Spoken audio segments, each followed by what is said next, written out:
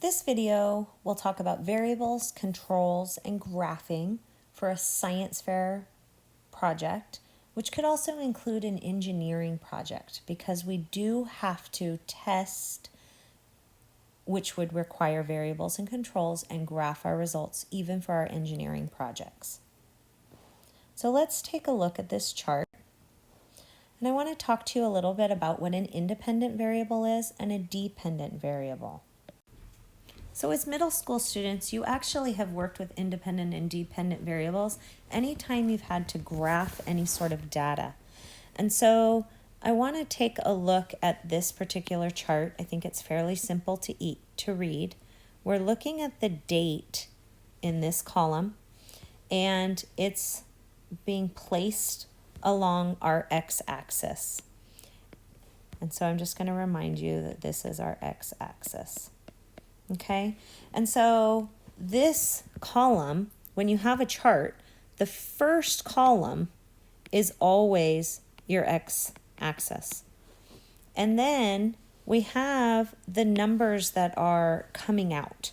And so we're plotting up our y-axis over here. This guy's going to be our y-axis. And so look at the numbers we're plotting. We have a point on a 20, a point just above a 40, another point just above a 40, something in the 50s, maybe something in the 90s. These are coming from this particular column. And so if you look, sometimes there's extra data, and this column would be considered extra data, which is not on our chart. Nowhere on our graph does it say east, west, whatever. So we can kind of like say, hey, he doesn't matter for this particular thing that the graph is trying to show you. And so what is it that it is trying to show you? It's trying to show you that on May 1st, 20 houses were sold. On May 2nd, 42 houses were sold. And that's what these particular dots are representing. And so this next column, anytime you have a chart, the first column is always going to be your x-axis, and the second is always going to be your y-axis. So thinking that this is our x-axis, and this one is our y-axis, okay? Then what we can say is look at how this information came to be. So the first thing in order to be able to graph this was that you had to look at May 1st and figure out how many houses were sold.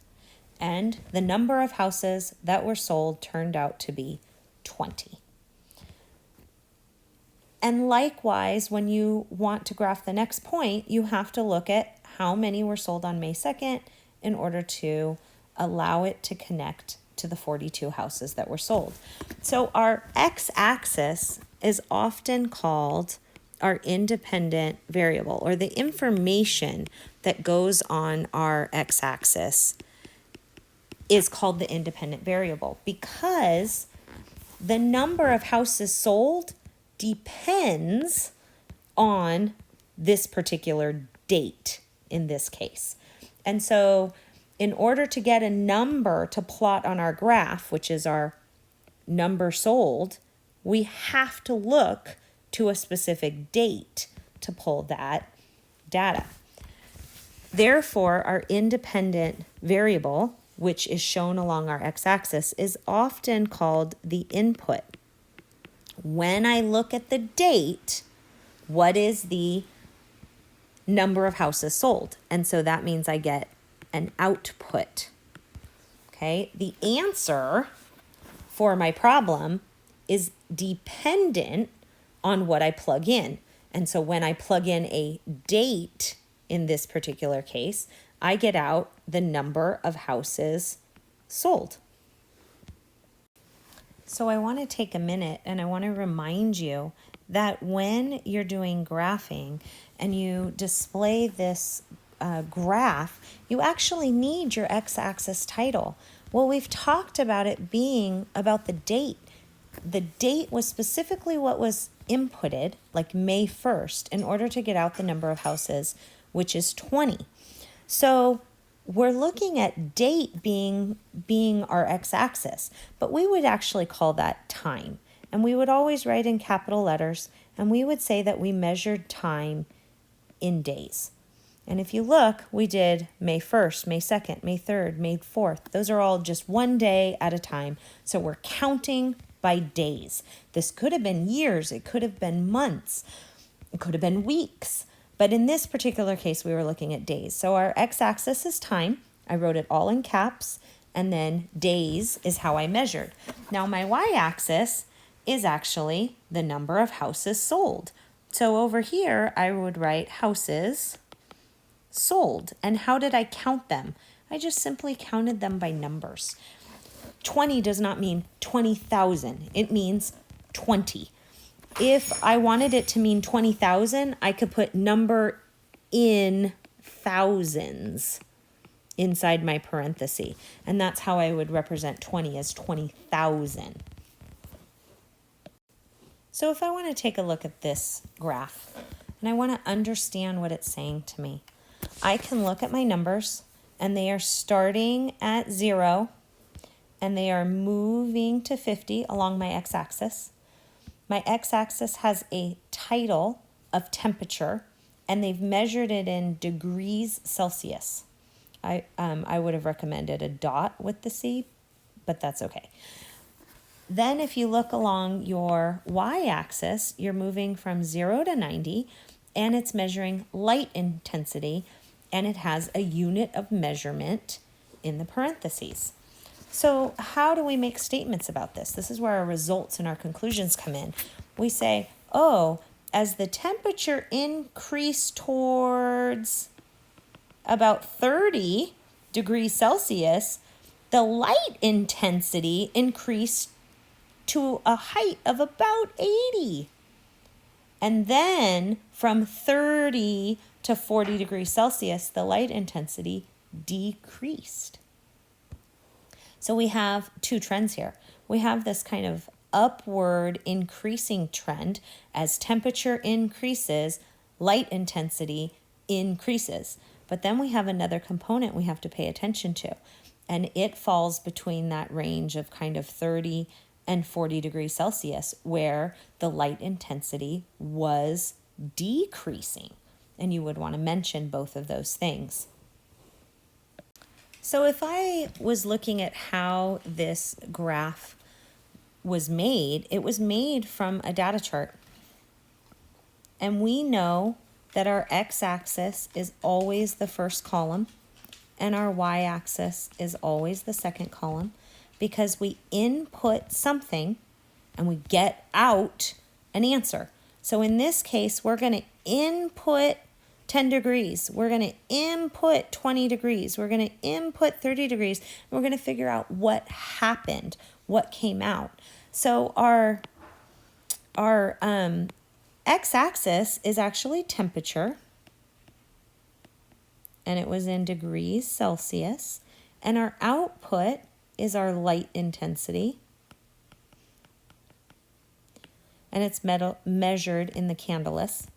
So we have the point at 0 degrees Celsius, we have about 11 Candelas of light intensity. At 10 degrees Celsius, we have an intensity of maybe 18. At 20, we have an intensity of 35. At 30, somewhere up here, we have about 78. And we might want to mention a 35. At 35, we have about 60. And at 40, we have somewhere around maybe 21, 22. So this is what the data chart may have looked like that made this particular graph. And so once you realize how these two things work together, then you can utilize programs like Sheets and Excel in order to create your data charts in Sheets, and the computer will create the map or the graph for you.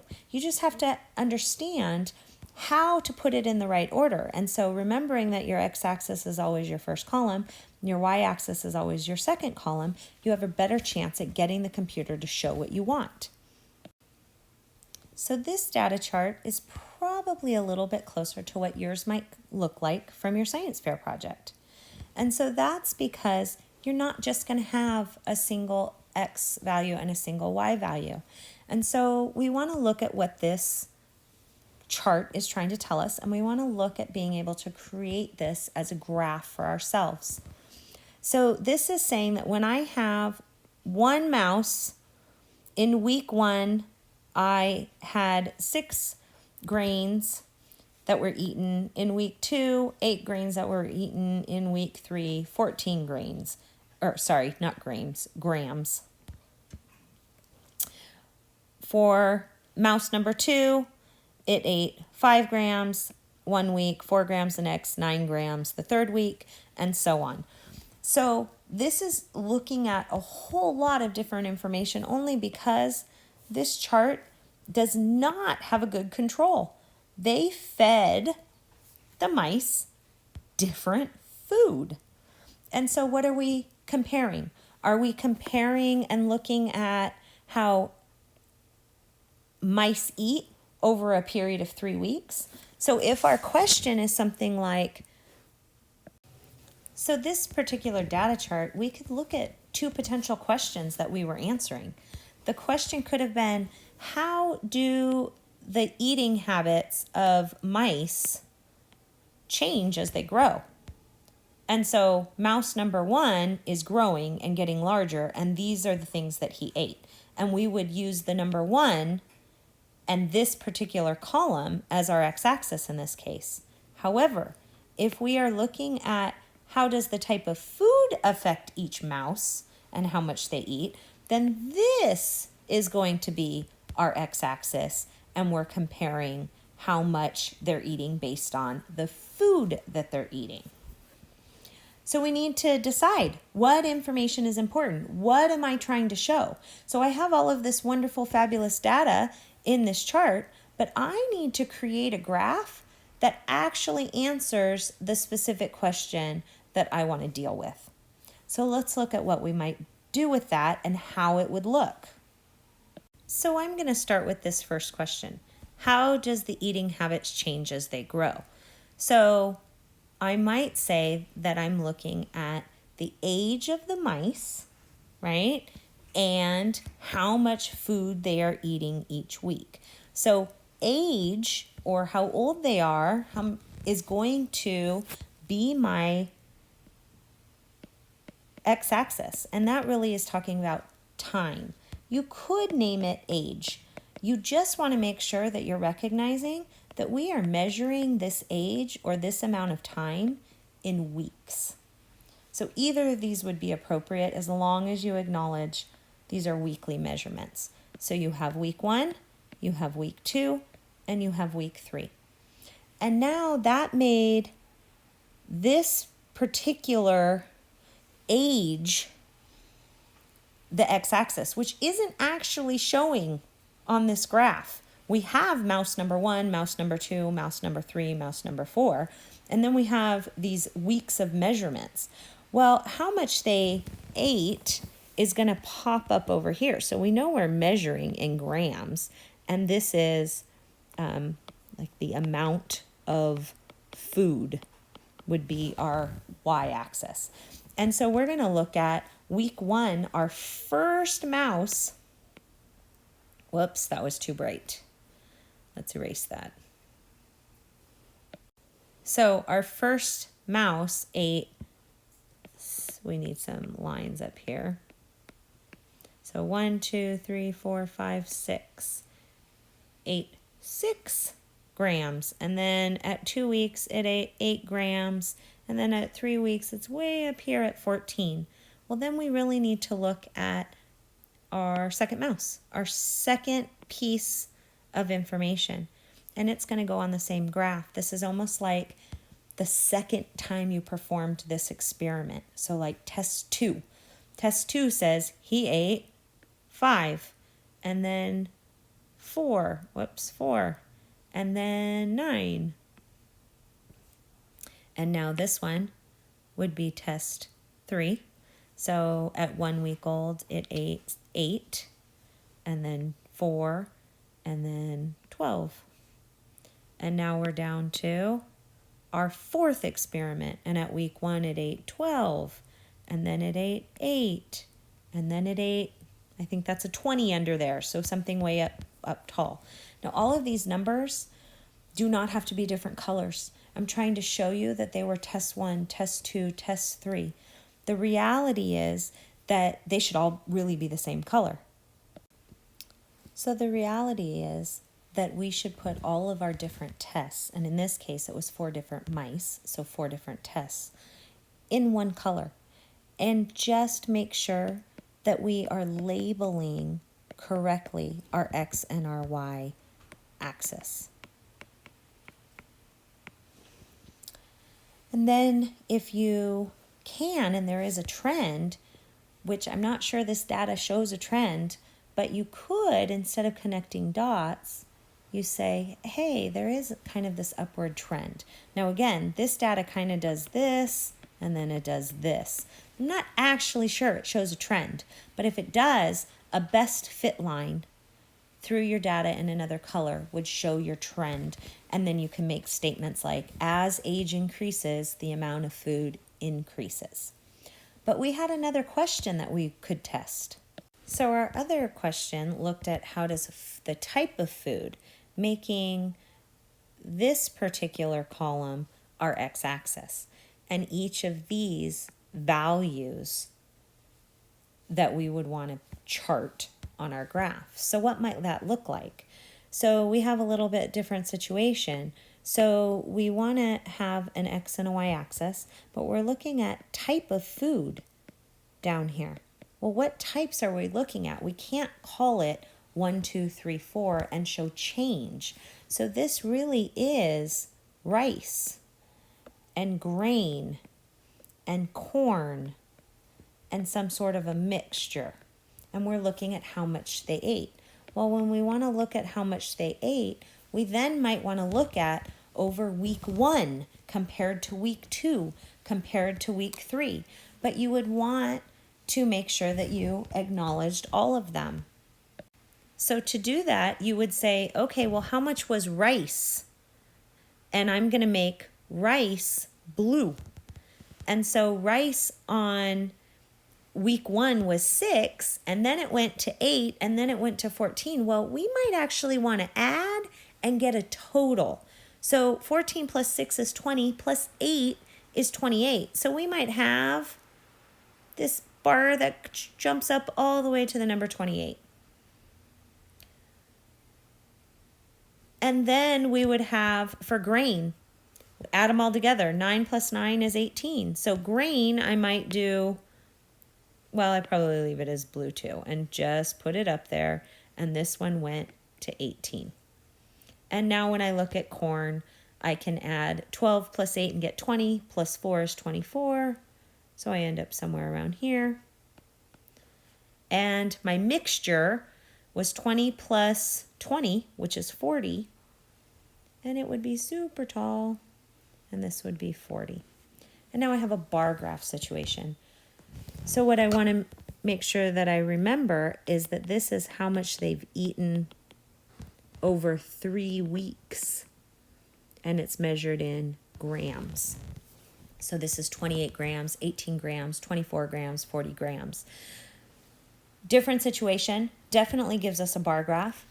I would make note right now that your big takeaway should be this, that we really believe that when you're doing a great grade level science fair project, that your graph should come out as a scatter plot, that your x-axis should have some sort of numbers or quantity so that you can show change over time. So think about converting your question from something that looks at how does each food type or looks at a brand and instead looks at the effect when you test it multiple times like we did with our mouse. And so if we get rid of this column and it's not about the type of food, then we end up with a number along our bottom and we end up with a scatter plot situation like you saw the first graph that we made. So just a refresher, your independent variable is going to end up being your x-axis, and you really want it to be a number or a quantity. This is also called your input. As I change this value, I'm going to get out something else, and that something that you get out is your dependent variable, which gets charted on your y-axis. It should also be some sort of a number, and we call it your output. As I plug something in, as I make a change to the type of food my mouse eats, I'm going to get out a different answer of how much they eat. As I look at mouse 1 versus mouse 2 versus mouse 3, I'm going to get out some different output values that can then be graphed. Now, what we want to do is we want to provide an experiment that's well controlled. So we're going to take a look at what it means to be an uncontrolled variable versus a controlled variable.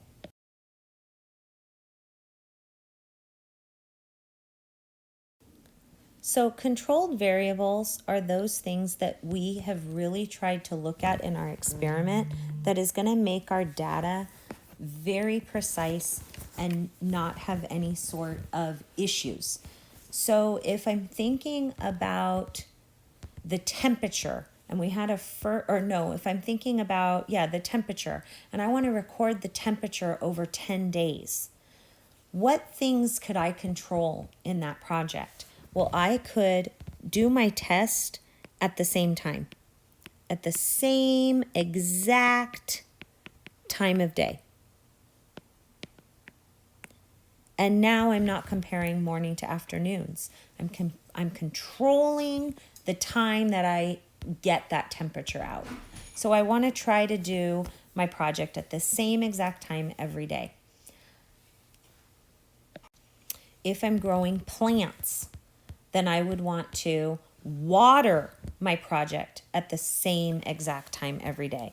So if I'm thinking about this plant and I need to watch him grow because I'm feeding him some different fertilizers or different things into his soil, maybe it's different water, different minerals, whatever it is, there's lots of things I can control. One of them, we said, was the time of day.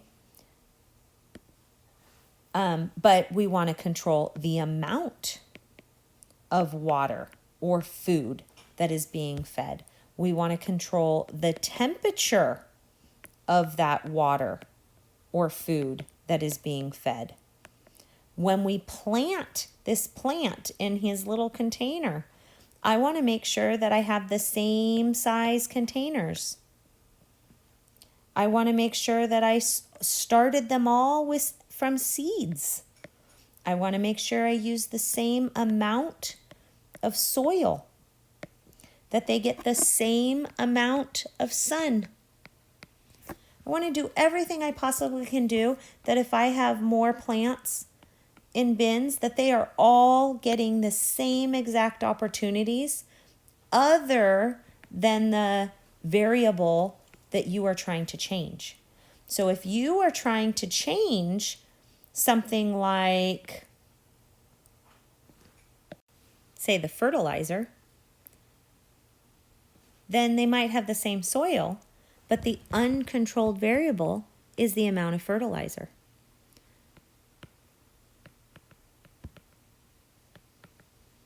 And so this one might get 1 ounce of fertilizer every day, and this one might get 2 ounces of fertilizer every day, and this one might get 3 ounces of fertilizer every day.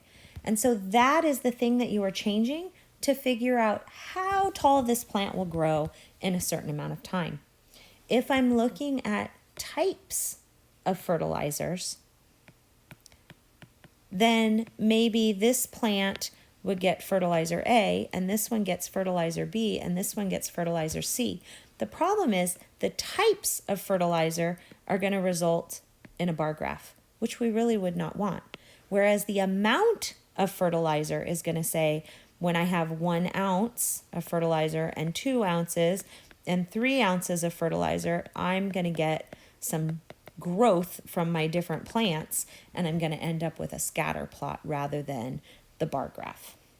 So variables can be controlled by simply taking a minute to think about all the things that you can make the same. And if you can control your environment and you can control your amounts and your temperatures, then you've done a good job controlling your experiment. And you want to try to take all the human error out of the project and leave only your dependent variable as your uncontrolled variable. So let's look at this sample project. A group of middle school students were given a short course in speed reading. The instructor was curious if a monetary incentive would influence performance on a reading test taken at the end of the course. Half the students were offered $5 for obtaining a certain level of performance on the test, and the other half were not offered any money. Okay, so if we're looking at what's changing, we're looking at whether they had money or not. That's what we're looking at. That's what our x-axis is. A group was given money, a group was not given money. And then what were we getting out of this? We're getting out their performance, which means some sort of a grade on a test. So this is the grade on the test is the outcome.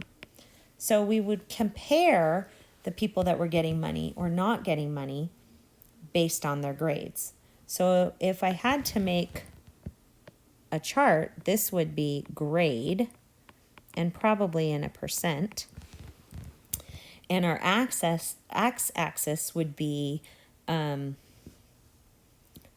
this group would be the got money and this would be no money.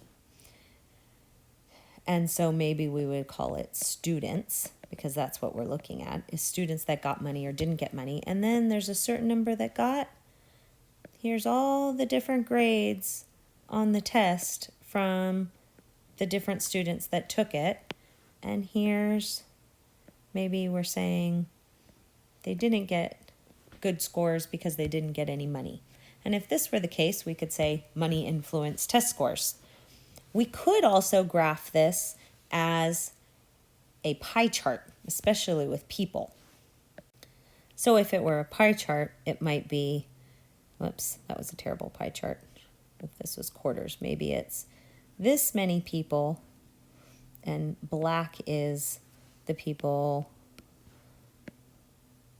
that got the money. And this group is the people with no money. And so then you can clearly see the people with money got the better scores. Okay, that's fine for how this might graph. Definitely gave us a chance to identify our independent and dependent variable. But what about controls? What controls could we put onto this project? What are our controlled variables? What are our uncontrolled variables? So if I had to make a list, I could list what things I could control. So the amount of time students had to take the test could be controlled. Everyone is given the same test. You could also make sure that everyone received the same instruction. You could make sure that everyone was the same age and had the same teacher. You could make sure that everyone had a snack before the test so they weren't hungry. You could make sure everyone that had a sharp pencil. And you could control all of these things to say, hey, I'm trying to give everybody an equal chance. So what things can't you control? You can't control a person's IQ. You can't control how they're feeling. Maybe they're sick. Maybe they didn't sleep well. So you don't know how well they slept, how long they slept. You don't know if they got in a fight with their mom or dad. You don't know if they got a car accident on the way to school. So all of these things are kind of the human element, and there's a lot that when dealing with a human project, you cannot actually control. You can't control that people will do their best just because you ask them to. So lots of uncontrolled elements in this particular project because it deals with humans. But there is a whole lot of components that as an experimenter, you can try to control to give your project the best element and able to collect the best data, the most precise data. So here's another example. It's January. Haley, Sarah, and Becky are tired of having cold feet while waiting for the school bus. So they decide to design an experiment to test the effectiveness of wool, cotton, and nylon as insulators. They fill identical bottles with 20 milliliters of water at 100 degrees Celsius, and they place them inside each sock. They take the temperature of the water after 20 minutes. So if we're looking for independent variables and dependent variables, what are they getting out? What are they recording? What are they collecting and going to chart? They're going to chart the temperature. So their dependent variable is temperature. Temperature. Okay, well, and they're collecting that temperature, it says, after 20 minutes. Okay, so they're going to let the water sit. What are we looking at? We're looking at comparing wool, cotton, and nylon. Okay, so again, these are not numbers. So these guys are going to end up giving me a graph that is not a scatter plot. It's going to end up giving me some sort of bar graph, okay, with the wool, nylon, and cotton being the x-axis. And that's okay. And our amount of temperature at the end of 20 minutes is how high these little bars are going to be. Okay, so those are our independent and dependent variables. What about the controls that we could put on this project? So they give us some good information. They tell us that they're doing identical bottles. So that means that they controlled the bottle size, shape. That's all controlled. They're using 200 milliliters of water. So the amount of water has been controlled. They also tell us that they're going to start the water at 100 degrees Celsius. So that means the temperature of the water has been controlled. Okay? And they're going to record the amount after 20 minutes. So the length of time that they're performing this experiment has been controlled. They are then placing these water bottles into socks, and they're going to record at the end of 20 minutes the temperature of the water. So the uncontrolled variable right now is the sock type, which is good because that's the thing that we're comparing, and we want it to be the only uncontrolled variable. Well, what other things come into play? The temperature outside, the temperature where you put these bottles. However, if you place them all in the same place, whether it's outside on the step or inside on the counter, then you have controlled the temperature. You have controlled the environment. You have made sure that everything else stays controlled, leaving only the sock type as your uncontrolled, which is excellent. So what I might ask is, how do you turn this into a scatter plot graph instead of a bar graph? So if I want this to be more of a scatter plot graph than a bar graph that shows a winner, I might want to take the temperature more often than just after 20 minutes. So I might actually make this my time and measure it in minutes. But what that does is it says, hey, at 1 minute, what is the temperature in the nylon? What is the temperature in the wool? What is the temperature in the sock? So we know that they all start at 100. So at 0, the nylon or the wool, let's make wool blue, is at 100. And cotton, which is going to be red, is also at 100. And nylon also started at 100. And now after 1 minute, you can check their temperature. And maybe you want to wait, and after 5 minutes, you want to check their temperature. And so maybe then you can show that one drops faster than the others. And you want to record again after 10 minutes. And then you want to look at 20 minutes. And you want to see which one holds the temperature over time the best. So you really are looking at the same project, but we're looking at change in time. And because we're looking at change over time of minutes, we actually can have a scatter plot, and we can actually see that the project can take different temperature measurements at different time periods than just the 20 minutes, creating a change over time. So just to recap, we've covered variables and the fact that you have controlled and uncontrolled variables. And the uncontrolled variables really should be your dependent variable, or at least one of them should be. If you're using humans, there's going to be a lot of things you can't control. But the thing that you are not controlling is your dependent variable. And all of the things that you are controlling, you're attempting to leave your independent variable so that you get out an answer related to your dependent variable. So this independent variable is your x-axis, and it is your input. And then you get out your dependent variable, which goes on your y-axis, and it's considered your output, or the value that you're measuring. And then lastly, just remember to look at your graph. If it is not a scatter plot, think about how you could change your question.